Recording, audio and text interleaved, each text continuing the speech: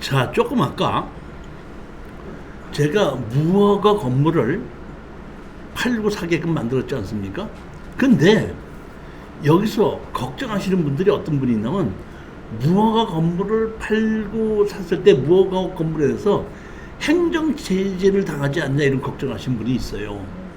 그러면 대한민국에서 행정을 제재를 하는 것이 두 가지가 있는데 하나는 형사소송법에 의해서 제재하는 것이 있고 또 하나는 행정기본법에 의해서 제재하는 것이 두 가지가 있습니다. 그런데 둘 다 형사소송법에는 공소시효라는 것이 있죠. 공소시효라는 것이 있어서 아무리 죄를 지었어도 일정 기간이 지나게끔 됐을 때는 거기에 대한 책임을 물 수 없다는 공소시효가 있는데 우리가 무허가 건물을 지었을 때에 공소시효는 제가 알고 있기로는 5년입니다.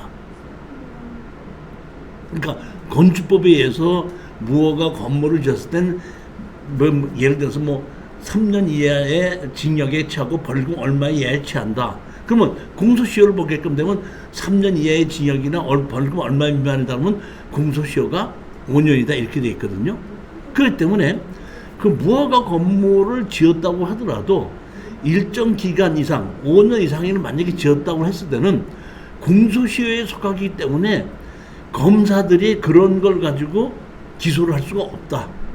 공소시효가 지나면. 그럼 두 번째는 뭐가 있냐면 행정기반법에 의해서 과태료를 내라고 나오는 것이 있죠. 자, 이거 한번 보시겠습니다.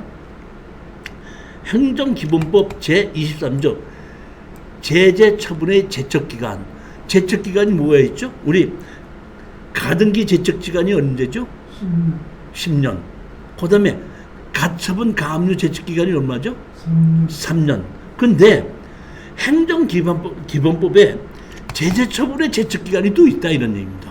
자, 여기 보면 행정청은 법령 등의 위반 행위가 종료한 날부터 5년이 지나면 해당 위반에 대하여 제재 처분을 할 수 없다. 할 수 없다. 그러니까 이미 무허가 건물을 예를 들어서 무허가 건물을 지었는데 제척 기간에 의하면은 공소시효가 지나도 형사 기소를 못 하고 행정기반법에 의해서 제척 기간이 지난다고 하더라도 지났으면은 처분할 수가 없다. 이게 있다는 얘기. 그게 얼마예요? 보면 5년이죠. 즉 다시 말하면 무허가 건물 같이 이렇게 지어진 것이 그동안 아무 문제 없이 제척 기간이 지났을 때는 이렇게 제재할 수 없다는 것이 행정기본법에도 있다는 얘기입니다. 그런데 예를 들어서 건축물 관리장이 이렇게 있는데 여기 보면 뭐라고 나와 있죠?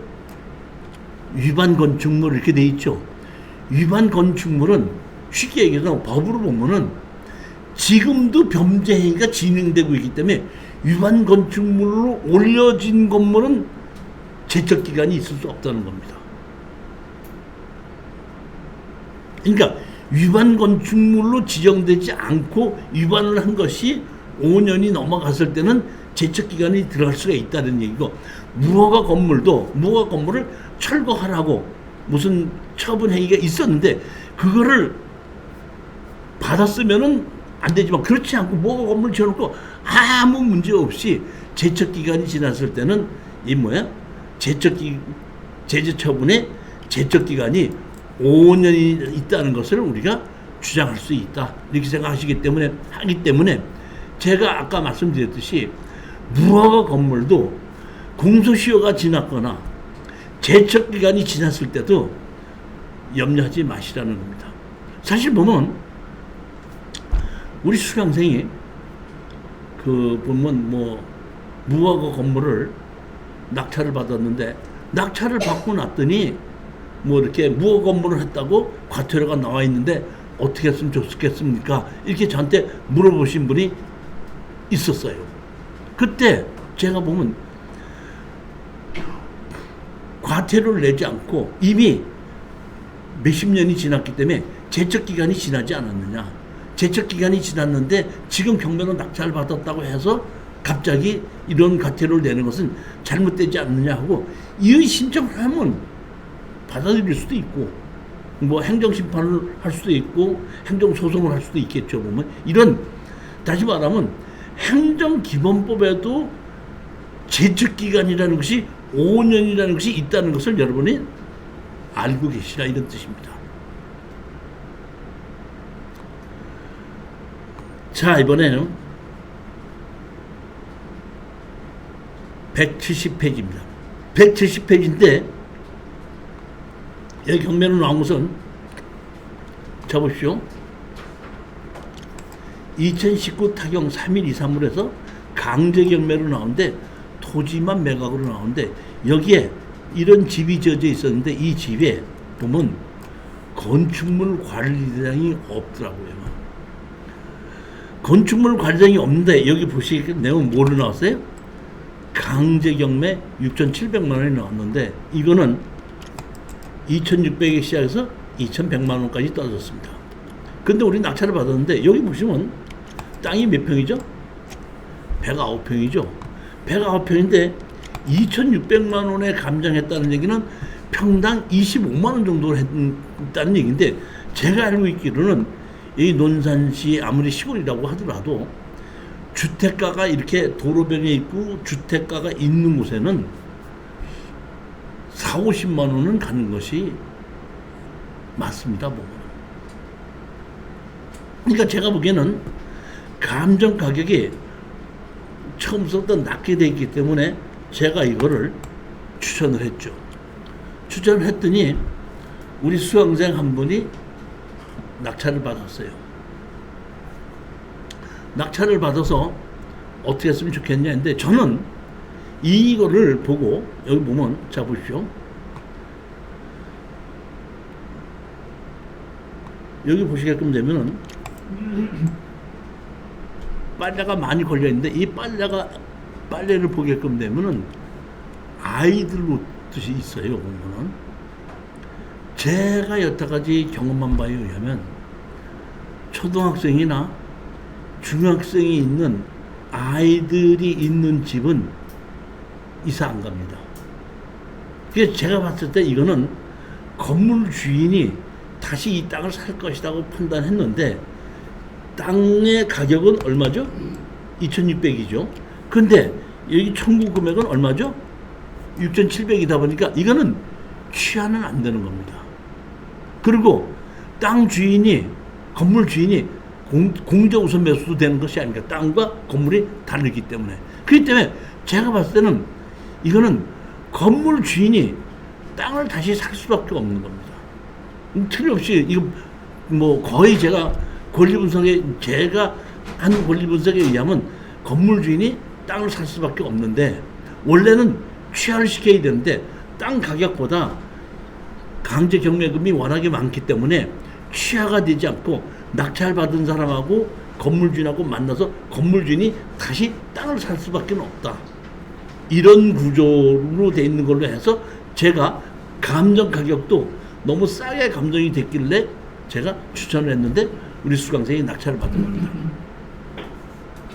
이때는 현장 답사도 다녔었거든요. 요새 이제 현장 답사를 코로나 이후로는 안 다니는데 코로나 이전에는 제가 그 한 달에 나 또 한 2달에 한 번씩 날짜를 잡아서 제가 추천 물건 이렇게 고른 걸 가지고 현장 답사를 같이 다니는 기간이 있었는데 그 코로나 때부터 이제 없어졌었는데 이게 그때는 이 뭐야 이게 한번 같이 현장을 갔었을 때 여기는 갔다가 여기 제일 마지막에 가느라고 좀 늦게끔 어둑어둑했을 때 이제 현장 답사를 갔었는데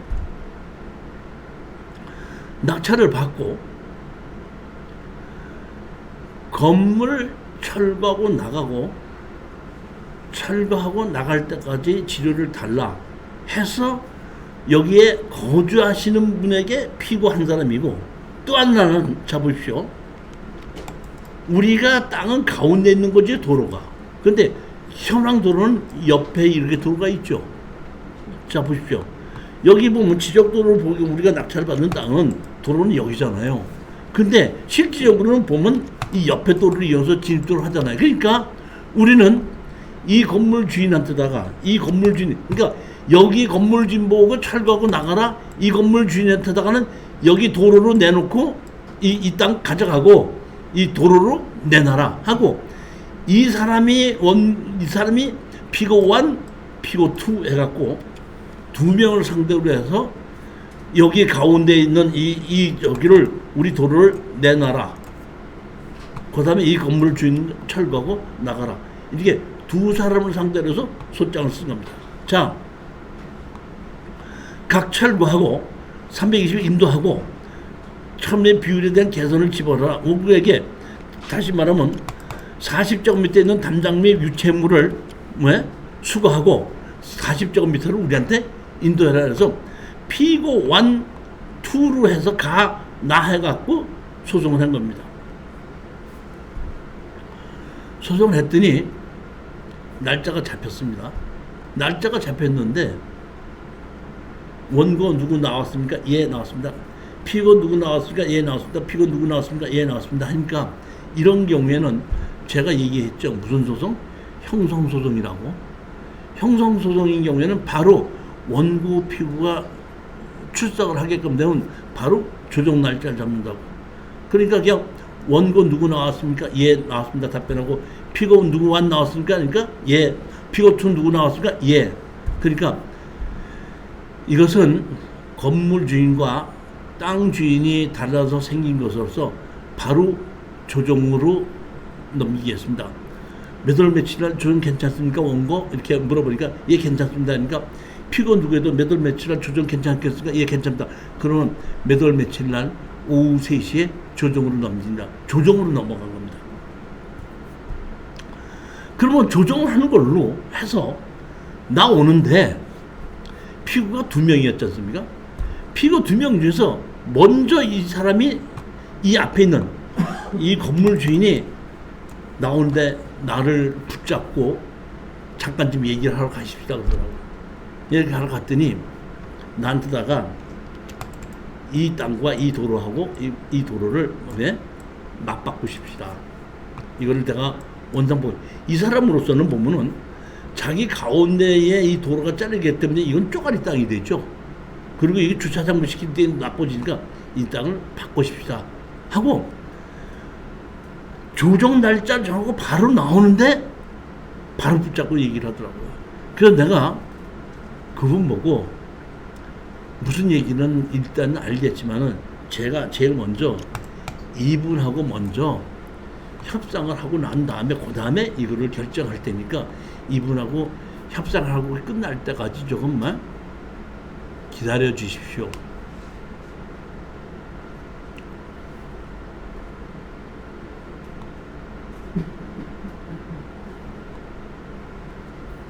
바로 이분이 뭐라고 얘기하냐면, 그러고 나니까 바로 와서 나한테다가 뭐라고 얘기하냐면, 땅을 다시 사야 되겠으니까 적당한 가격에 땅을 좀 파십시오 그러더라고. 그래서 제가 얘기했죠. 건물 주인이 땅을 다시 사신다 그러면 당연히 건물 주인에게 팔아야 되겠죠.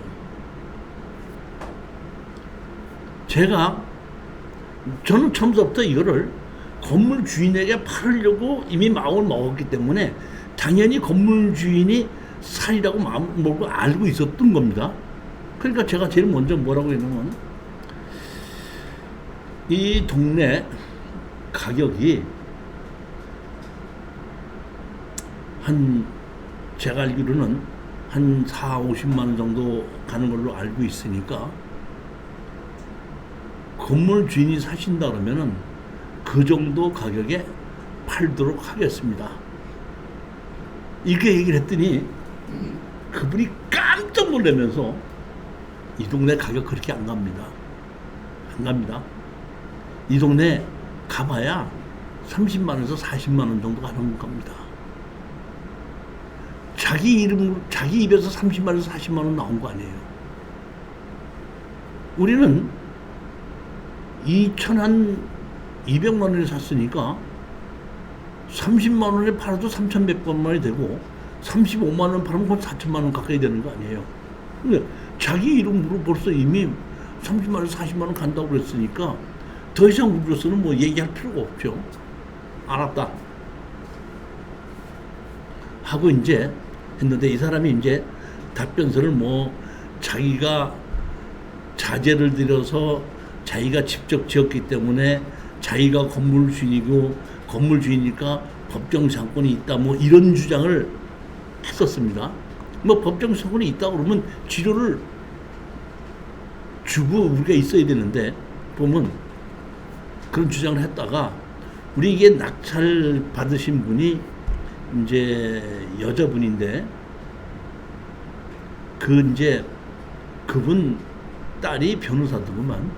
그러니까 여기에 소송을 한다고 그러고 법무사한테 맡긴다고 하니까 딸이 뭐 법무사한테 맡겨요, 내가 변호사인데 내가 해드릴게요 그랬더니 그 여자분이 아니다, 이건 내가 이 교수한테다가 이거를 내가 공부하고 배우는 거니까 너는 가만히 있어라, 내가 그 이 교수님이 얘기하는 법무사한테다가 맡겨서 소송을 하겠다. 그래서 법무사가 이제 다 소송을 했죠. 그러니까 그때서야 이제 그 딸도 다 읽어보고 조정하러 나간다고 이제 뭐 하니까, 또 딸내미가 엄마 그거 조정하러 가는데 내가 같이 가니까 염려하지 마라, 내가 알아서 가서 다 하마 해가지고 가서 조정을 했는데, 이분이 그러다가 제가 뭐 이거를 가지고 큰 돈을 벌려고 한 것은 아니고 특수경매에 소송을 하고 조정을 하고 한 거를 한번 경험하기 위해서 했기 때문에,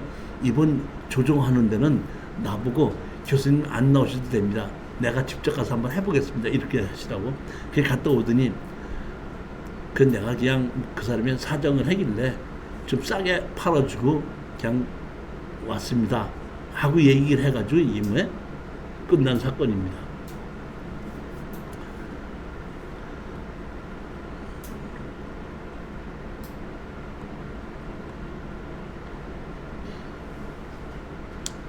이렇게 건물 주인이 본격적으로 건물을, 땅을 다시 살려고 노력하신 분이 있는데, 이 노력은 언제 어떤 인물이 노력한다 그랬죠 제가? 초등학교나 중학교 다니는 자식들을 같이 사는 사람들은 제가 보면 적극적으로 협조를 해서 이사를 안 가려고 많이 노력을 합니다. 제 경험에 의하면 그렇습니다. 근데 제일 협상을 안 하시는 분들이, 이 노인네들이 혼자 살고 있으면은 협상을 잘 안 해요. 이게 지금 대표적인 얘기입니다. 전 이것만 생각하면 참 내가 뭐랄까 어리석다 그럴까 순진하다 그럴까 싶은 생각이 드는 물건입니다. 자 보십시오. 이것도 보면 2015 타경 14146에 진천읍 장관리에 대지로 175평이고 토지만 매각으로 나왔습니다. 7,400에 4,700까지 떨어진 걸 5,400만 원에 낙찰받은 겁니다. 여기 보면 임 누구가 뭐 대항력이 있는 걸로 있고 보증금 1,000만 원에 20만 원에 이렇게 있는 걸로 있습니다. 여기 보면 가압류가 돼 있고 515만 원에 가압류가 돼 있고, 여기 보면 강제경매로 청구를 얼마 했죠? 515만 원 했죠. 저는 사실 이거 515만 원에 강제경매가 나왔으면은 취하될 확률이 높은 걸로 생각했었어요. 그런데 취하가 안 되더라고요.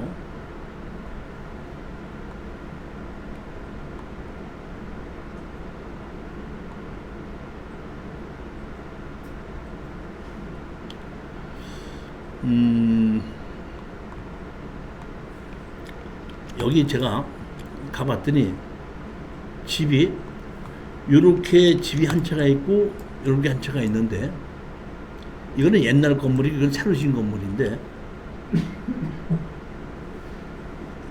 옛날에 진 건물을 여기 보면 1964년도에 임누구로 해갖고 이게 보면은 이 사람이 갖고 있었던 거죠, 보면. 그러니까 옛날 건축물 과장이 있는 거는 옛날 이름 그대로 있는 거고, 여기 보면 새로 진 거는 새로 진 이 건물은 뭐예요? 무허가 건물인데, 제가 봤더니 이렇게 된 거더만. 여기에 임누구, 경매로 나온 임누구에 엄마가 살고 계시고, 임누구가 이분은 내가 그 노인네를 만났을 때 이 노인네가 뭐라고 그러냐면, 자기가 시집와서 여기서 살았고 이 건물은 시아버지한테서 자기가 산 겁니다, 이렇게 얘기하더라고요.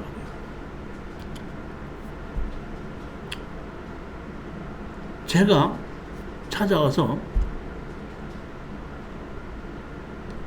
건물을 낙찰 받았는데 어떻게 하실 겁니까? 하고 내가 문을 열었더니 거기 살고 계신 노인네가 어떤 남자분하고 안방에서 막걸리 한 병을 사놓고 같이 막걸리 먹고 있다가 내가 오니까 어떻게 왔냐 해서 땅을 낙찰받은 사람인데 어떻게 하실 겁니까? 그랬더니 저한테다가 이 노인네가 거짓말을 하기 시작을 하는데, 뭐라고 거짓말을 하냐면은 땅을 내가 다시 살라고 그러는데 얼마에 팔 거야? 이렇게 얘기를 하더라고요. 사실은 우리로서는 건물 주인에게 땅을 다시 팔고라는 게 제일 편하고 좋은 거거든요. 그러다 보니까 우리가 아까 얼마에 낙찰받았죠? 5천만대 감정가격이 7,400 얼마 아니었어요? 그러니까 내가 8천만 원 정도 주신다면 팔겠어요. 그랬더니 알았어. 여기서 내가 제일 어리석었던 게 뭐냐면은, 만약에 그 여자분이 정말로 살 생각이 있다 그러면 내가 8천만 원 불렀으면 깎아요, 안 깎아요? 안 깎어. 그래서 저한테 뭐라고 얘기하냐면, 우리 친정집이 아주 큰 부자야. 그러니까 내가 친정집에 가서 한 일주일만 들어놓여 있으면 그런 정도 돈은 나와. 그러니까 염려하지 말고 가서 기다려봐. 아니, 80 먹은 노인네가 친정집에 어떤 친정집이 있어요? 한번 생각해 보세요. 80연세 드신 분 친정집이 어떤 친정집이 있어요? 아니, 나이가 한 30, 40대 따르면 친정집이 있을 수가 있고, 친정집이 부자였을 수도 있고, 친정집에 가서 정말로 들어놓으면 돈이 나올 수도 있는데, 연세가 80이 되신 분이 친정집은 누가 있어?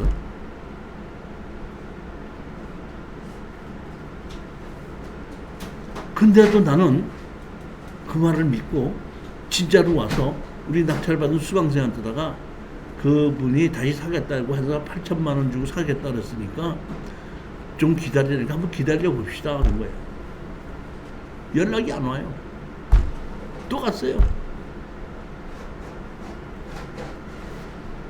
갔더니 또 그 막걸리 한 잔 먹던 그 영남이하고 또 같이 막걸리 한 잔 먹고 있더라고요.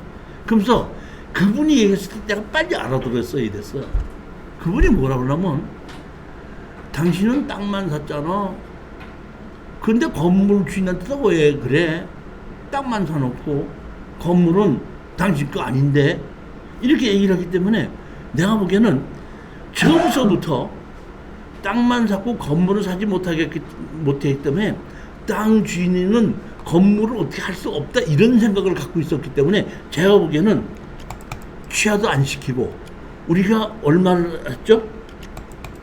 5,400만 원 냈죠. 그러니까 여기에 500만 원 가지고 나간 다음에는 한 4,700, 800은 배당으로 받았겠죠. 받았을 거 아닙니까?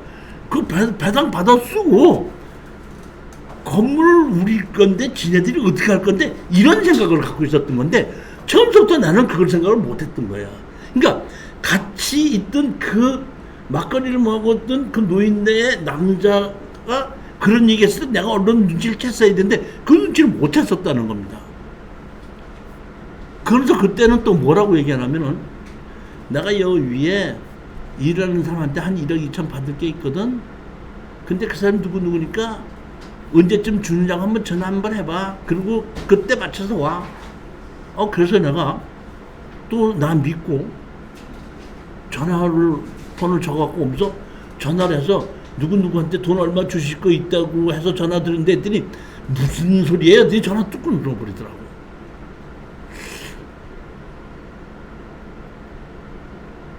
그러고 나서 다시 한 20일 기다려도 또 연락이 안 와서 또 갔습니다.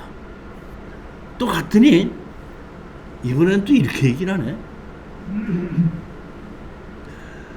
이번에 우리 걔 애가 합쳤어. 뭘 합쳤다는 얘기인지 난 알지도 못하겠는데 합쳤어 이런 얘기는 뭐냐니까 자기 아들이 며느리하고 별거를 하다가 이번 둘이 합쳤다는 뜻이에요. 근데 그 걔가 그 유치원을 하는데 돈이 좀 있거든. 그러니까 걔한테 얘기해서 이걸 어떻게 좀 처리하자고 해봐. 전화번호를 또 적어주더라고. 난 참 그런 거 보면 참 순진한 사람이야. 또 전화를 걸었어. 그때 말하지도 않고 다 끝나기도 전에 그냥 전화를 끊어버리더라고. 그때서야 내가 이게 조금 좀 이상하다는 생각이 들어서 소송을 하게끔 되고, 소송을 했는데도 철거하고 나가고 치료를 하려고 했는데도 나오지도 않았어요. 무변론 승으로 그냥 끝났습니다. 그 다음에 여기에 판사님은 무변론을 하면서 치료 감장하라는 얘기도 안 났어요. 그리고 제가 여기에 있는 임 누구가 누군지를 모르고 이 사람이 대학에 있는 걸로 해서 어떻게 하면 된다고 제가 조사를 해봤더니 이게 여기에 있던 살던 여기가 여기 보면 임 누구로 되어 있는 애 여자 동생이 있는데 그 여자 동생이 여기서 살고 있었던 거예요. 그러니까 여기 보면 여기에 보면 장모네 집에 와서 같이 살고 있다가 경매로 나왔다는 소리를 듣고 그냥 이사를 가서 이 집이 비어 있었어요.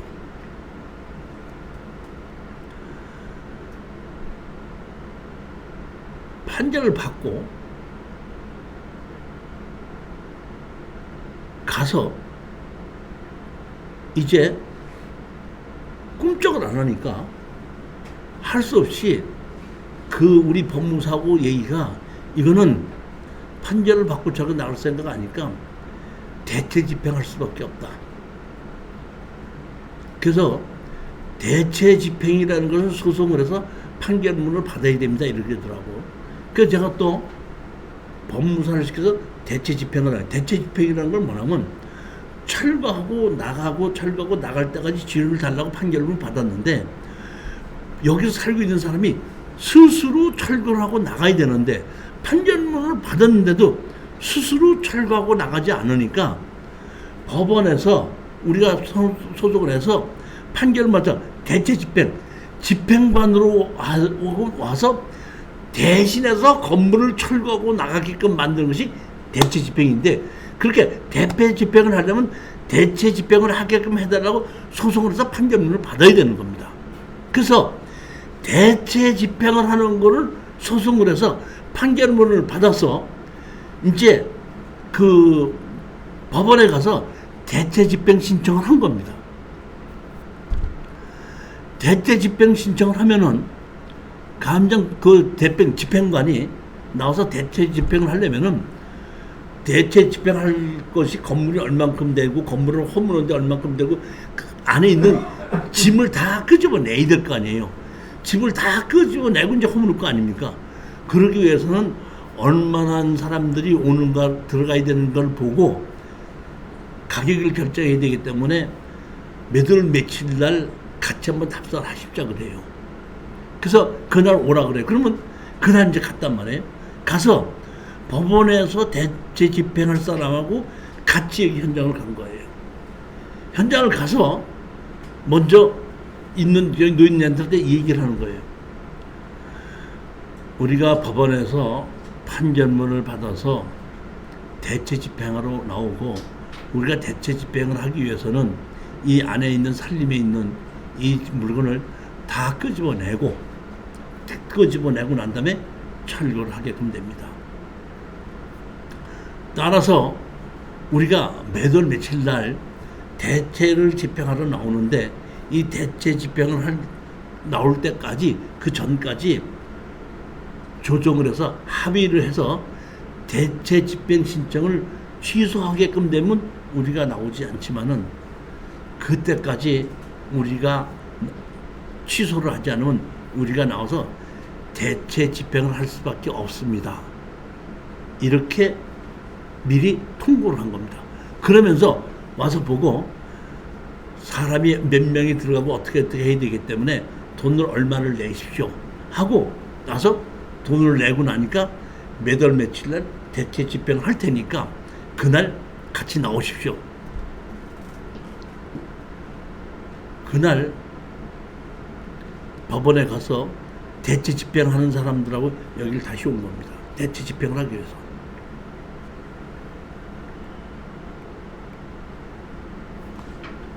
술 먹고 있던 안방이 이런 신당을 차려놨더라고요. 깜짝 놀랐어요.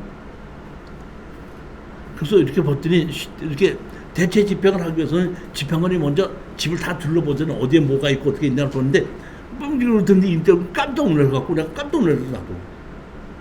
어떻게 하려고 했더니 그 집행관이, 아이, 저런 거 아무것도 아닙니다. 우리 수십 번 있는 일이니까 염려하지 마십시오. 자, 다 드러내면 됩니다. 그러고 나서 여기를 간 다음에 이번에는 어디를 갔냐면 여기를 들었어요. 이 집을 들었어요. 이 집에. 여기를 다 보고 이 집에 들어갔더니, 맨 마지막에 들어갔더니 남자들 청년 셋이 있는 거야. 그거 들어놓고 있더라고.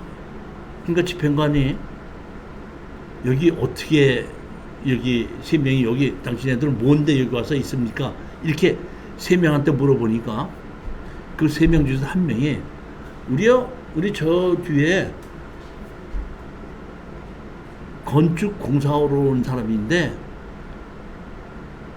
공사하는 동안에 잘 자리가 없어서 이 집 빌려서 우리가 들어와서 임시로 숙소를 쓰고 있는데, 오늘 마침 공사가 없는 날이라서 우리 여기 있는 겁니다. 그랬더니, 아, 그렇습니까? 하고 나오더니 집행관이 뭐라고 얘기하냐면은, 왜 점유이전 금지 가처분을 안 해놨습니까? 그러니까 우리가 한 것은 여기에 있던 그 사람만 해서 이 대체 집행을 신청하게끔지 제3자 점유이전 금지 가처분을 안 해놨기 때문에 저 사람들을 우리는 내보낼 수가 없습니다. 죄송합니다. 점유이전 금지 가처분을 하시고 다시 우리가 하신다고 대체 집행하지 못하고 그냥 가게끔 된 거예요. 그 사람이 대체 집행하지 못하고 그냥 가자마자 우리 낙찰받은 수강생이 나한테다가, 당신이 전문가라는 사람이 왜 대체 집행을 하면서 점유이전 금지 가처분도 안 해놨느냐. 나는 당신 이 순간서부터 못 믿으니까 당신 나보고 손 띄십시오. 내가 알아서 다시 맡기겠습니다. 사실 이렇게 한 경우가 상당히 많았었는데, 소송을 하면 점유이전 금지 가처분을 해들고 대체 집행을 한다고 했을 때는 점유이전 금지 가처분까지 했었어야 되는 게 맞아요. 제가 이제 생각을 해보면은. 근데 그때 예전에는 소송을 할 때 점유이전 금지 가처분을 몇 번 했었는데 한 번도 저렇게 다른 사람을 데리고 와서 버텼던 적이 없었어요. 그러다 보니까 그 한 1, 20만 원을 더 아끼기 위해서 점유이전 금지 가처분을 신청 안 했던 것이 몇 년 동안 한 번도 안 했었기 때문에 그냥 무심코 안 했었는데, 이렇게 대체 집행을 한다고 통보도 했고 다음번에 한다고 했을 때는 점유이전 금지 가처분을 해놨던 것이 맞는 것이 아닌가 싶은데, 하여튼 간에 1차적으로 점유이전 금지 가처분을 하지 않았기 때문에 대체 집행 못하고 그냥 갔습니다. 그걸 한 다음에 우리 낙찰받은 수강생이, 이 교수님 죄송하지만 이 교수님 제가 말을 못 드리겠으니까 내가 알아서 다른 사람 시키겠습니다 하더니 변호사한테 시킨 것 같더라고요. 그러니까 변호사가 제가 보기에는 여러 가지 판결은 다 받아놓은 것이 있으니까 뭐 새로 소송할 건 없이 점유이전 금지 가처분 신청해놓고 다시 대체 집행 신청한 것 같더라고요. 다시 대체 집행 신청하는 날, 그 전에 제가 잠깐 아까 했었는데, 여름에 제가 마지막에 소송을 하기 전에 또 한 번 갔었는데, 그때 집에 아무도 없더라고요. 아무도 없어가지고 제가 사실은 그 살고 있던 할머니한테 전화를 했었어요. 전화를 했었더니 뭐라고 이번 핑계를 대고 거짓말을 시키는 게 아니라 잠깐요 전화를 바꿔드릴게요 그러더라고. 바꿔준 게 보면 아들이야. 그 아들이 나한테 뭐라고 얘기하냐면은, 이런 전화 우리 엄마한테 다시는 하지 마십시오. 내가 보기에는 여름 휴가를 그 아들이라는 애가 자기 엄마 모시고 어디를 갔었는데, 그때 집이 비어있다 보니까 내가 전화를 했더니 그 전화를 아들이 받아가지고 전화하지 마십시오 이렇게 해가지고, 그때 그 아들이라는 애하고 내가 전화를 처음으로 한번 해봤었고 그때 알았었던 거예요. 근데 몇 월 며칠 날인데 아들한테서 전화가 왔어. 뭐냐 했더니 대체 집행하고 있는데 협상을 하자 이런 얘기야. 그래서 내가 그분한테 얘기했죠. 나한테는 이미 권한이 떠났기 때문에 나하고는 안 되고 현장에 있으신 분하고 누굴 붙들고 협상을 해야지 저분은 이제 안 됩니다. 그래서 제가 이제 전화를 끊었는데 나중에 봤더니 협상이 된 것이 보니까 임누구라는 애가 다시 사서 그걸 그대로 쓰고 있는 걸로 결론이 났다는 얘기는 협상이 그렇게 다 돼서 다 끝이 났다 이런 얘기죠. 결국에서는 이 건물 주인이 이 땅을 다시 샀는데, 애초에 처음서부터 좀 더 내가 빠르게, 그 다음에 질질 끄지 않고 처음서부터 좀 더 빨리 지내고 대체 집행도 빨리 신청하고 점유이전 금지 가처분까지 다 했었으면 빨리 했었을, 잘 됐을 거라고 보는데, 결국에는 내가 마무리를 못하고 변호사가 들어서서 마무리한 사건입니다.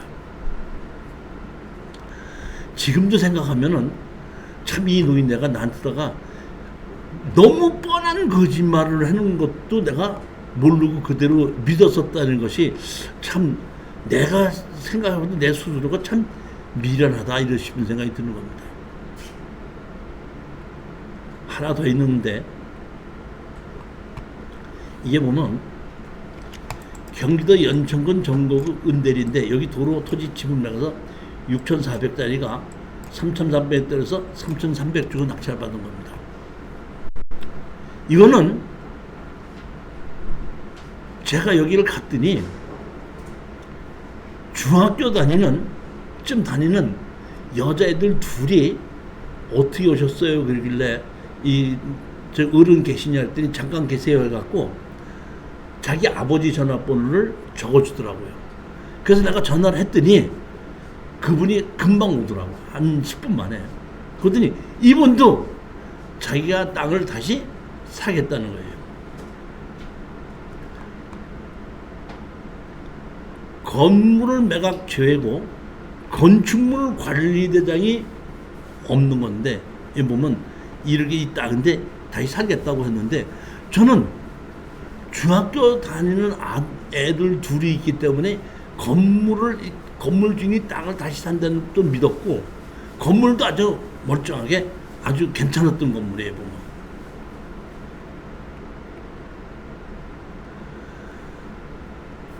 그런데 사겠다고 해놓고 며칠 해가지고 약속을 했다가 약속을 어기는 거예요. 그래서 내가 또 한 번 찾으러 갔더니 이번에는 그 아들이 있지 않고 엄마가 나오시더만. 엄마가 제가 보기에는 연세가 꽤 있으시지만 한 70 정도는 넘어가셨던 분이더라고. 그분이 나오시더니 나한테 뭐라고 얘기하냐면, 땅은 아들 거지만은 건물은 내 거야. 네가 땅만 사갖고 건물 주인한테 어떻게 할 건데. 그러니까 조금 아까 진천이나 여기나 똑같은 생각을 하고 있는 거예요. 그래서 제가 그 노인한테 얘기를 했죠. 그러기 때문에 문제가 되는 겁니다. 만약의 경우에 이 건물도 아들님 거라면은 법정시한권이 있어서 철거 못하고 지료만 내야 되는데, 지금 말씀하신 대로 땅은 아들 거고 건물은 엄마 거기 때문에 법정시한권이 없기 때문에 철거고 나가셔야 된다, 이런 뜻입니다. 그랬더니 내 건물을 누가 어떻게 험단 말이야, 내 건물은 내 건데, 이러면서 말을 안 하고 들어가시더라고요. 그래서 조금 있다가 보니까 또 아들한테 연락이 아들이 왔어요. 그러더니 이제 몇 월 며칠 있다가 사겠다고 약속을 했었는데 안 해가지고 이제 왔었던 건데, 나보고 돈 준비가 됐으니까 몇 월 며칠 날 계약을 하자는 거야. 정확하게 날짜를 잡는 거야. 그럼 내가 그럼 날짜를 잡으면 뭐 계약서 쓸 거 없이 법무사에다 지정해갖고 법무사에서 같이 만납시다. 그러십시다. 그럼 어디 법무사로 하십시다 그러더라고. 그래서 나는 철떡같이 믿고 우리 낙찰받은 수강생한테다가 몇 월 며칠 날 이 사람이 얼마에 산다고 하니까 그러나서 돈 받고 등기 도장 찍어줘 넘겨줘라. 그랬더니 알았다고. 근데 그 여자분은 나하고 달리 조금 의심을 하던 분 같아. 그래갖고 그날 나한테 얘기하더라고. 그날 약속한 날 금천의 길을 가느라고 출발했는데 전화가 왔대. 자기가 계약하러 가려고 하다가 교통사고가 나갖고 지금 도착을 못했으니까 며칠 좀 미루자고. 근데 이 낙찰받은 여자분이 하늘에도 조금 거짓말 같은 데 되는 거야. 그래서 그렇게 해서 알았다 그러고, 알았다고 얘기를 해놓고 집을 그대로 찾아갔대요. 갔더니 아들이 있더라는 거야. 그래서 그냥 화가 나가고 거기서 막 뭐라고 얘기했다는 거야. 그렇게 해놓고 이거는 대체 집행 시켜야 되겠다 하고 대체 집행까지 시켜가지고 집행관이 해갖고 다 내쫓았어요. 철거를 하지 않고 강제로 어쨌나 나가게끔 한 겁니다. 나가게끔 하면서 건물을 얼마에 팔고 사자 해갖고 몇백만 원 주고 사면서 내보내면서 계약서를 쓰고 건물만 다시 산 겁니다. 집행관이 강제로 내보낸 거죠. 그랬는데 한 달쯤인가 두 달쯤 있다가 우리 낙찰받았던 그 여자분한테서 저한테 전화가 왔어. 뭐냐 그랬더니 이 사람이 거기 금천 거기 가갖고 무허가 건물에 살고 그 사람이 주인이니까 이 과태료를 매기라고. 과태료가 나왔다는 거예요. 어떻게 하면 좋겠느냐고. 그 제가 아까 얘기했죠. 제척기간이 있다고. 그 제척기간에 의해서 과태료를 이의 신청하면 된다 그랬더니 알았습니다 해가지고 그걸 해결하고 제3자한테 팔았고, 제3자가 사다 보니까 지금 보니까 로드 보니까 아주 집을 싹 리모델링해서 새로 싹 고쳤더라고요. 그렇게 해서 끝이 난 사람이에요. 두 개가. 그 다음에가 건물 매각 제외로 있고 이게 뭐야 보면 기준거리보다 앞선 선순위 가처분 있고 대항력이 있는 전입자가 있는 이 사건이 있는데 이 사건에 대해서는 좀 내용이 길기 때문에 다음 주는 한 주 쉰다고 얘기했고, 그 다음 주 마지막 주 화요일 날 이 감정 가격 22억짜리가 11억까지 떨어지고 우리가 16억에 사서 이거 한 10억 정도를 수익을 올렸던 사례입니다. 이 사례에 대해서 다음 주에 설명을 드리도록 하고, 다음 주 화요일 날에는 제가 우리 공동 투자한 그 제주도에 있는 토지에 도로를 내달라고 소송을 했는데, 그 소송 날짜가 돼서 제가 재판에 참석을 해야 되기 때문에 다음 주는 휴강을 하는 걸로 하고, 마지막 8월달 마지막 주 화요일 날에 다시 설명을 드리도록 하겠습니다. 자, 안녕들 들어가십시오.